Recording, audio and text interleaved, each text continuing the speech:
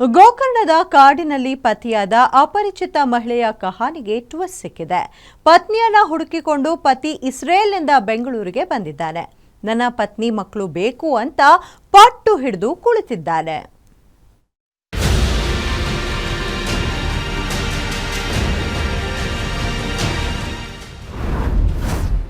Jungle ರಾಣಿಯ ಕಹಾನಿಗೆ twist.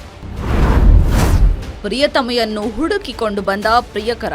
ಗೋಕರ್ಣದ ಕಾಡಿನ ಗುಹೆಯೊಂದರಲ್ಲಿ ಇಬ್ಬರು ಹೆಣ್ಣು ಮಕ್ಕಳ ಜೊತೆ ಪತಿಯಾದ ರಷ್ಯಾದ ಮಹಿಳೆಯ ಕಥೆಗೆ ಟ್ವಿಸ್ಟ್ ಸಿಕ್ಕಿದೆ. ನಾನು ಅನೇಕ ವರ್ಷ ಕಾಡಲ್ಲಿ ಇದ್ದೆ, ಮಕ್ಕಳು ನನ್ನ ಜೊತೆ ಹ್ಯಾಪಿಯಾಗಿದ್ದಾರೆ ಅಂತಿದ್ದವಳ ಕಥೆಯ ನಾಯಕ ಈಗ ಎಂಟ್ರಿ ಕೊಟ್ಟಿದ್ದಾನೆ.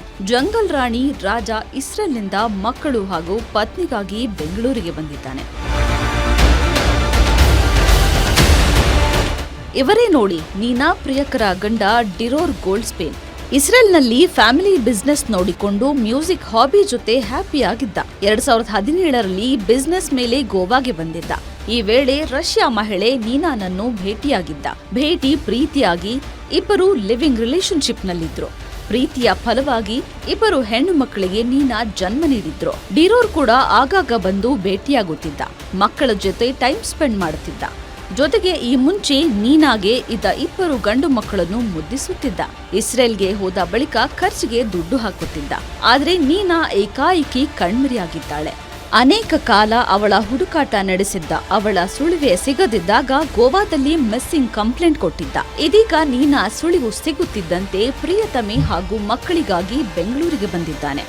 They've been living in the cave for some time. And just a few days ago, the police tracked them. They saw them there, and they took them out.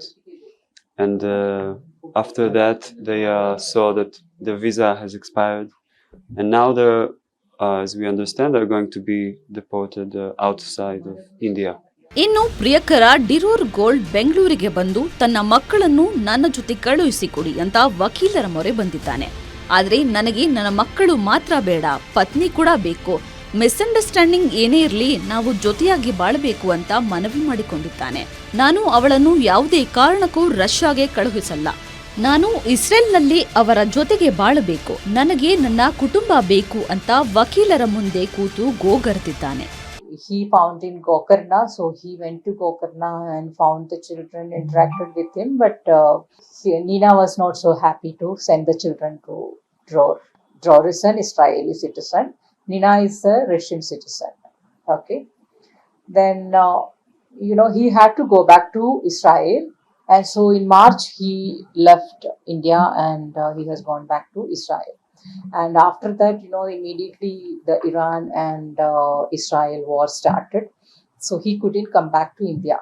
ಒಟ್ನಲ್ಲಿ ಜಂಗಲ್ ರಾಣಿಯ ಕಹಾನಿಯಲ್ಲಿ ಟ್ವಿಸ್ಟ್ ಸಿಕ್ಕಿದ್ದು, ಪ್ರಿಯಕರ men in love ಅನ್ನೋ ರೀತಿ ಪ್ರಿಯತಮೆಗಾಗಿ ಕಾಯುತ್ತಿದ್ರೆ, ನ್ಯಾಯಾಲಯ ಮಕ್ಕಳು ಮತ್ತು ಪತ್ನಿಯನ್ನು ಡಿರೋರ್ ಜೊತೆ ಕಳುಹಿಸುತ್ತಾ ಆ ಫ್ಯಾಮಿಲಿಯನ್ನು ಒಂದು ಮಾಡುತ್ತಾ ಅನ್ನೋದನ್ನು ಕಾದು ನೋಡಬೇಕಿದೆ.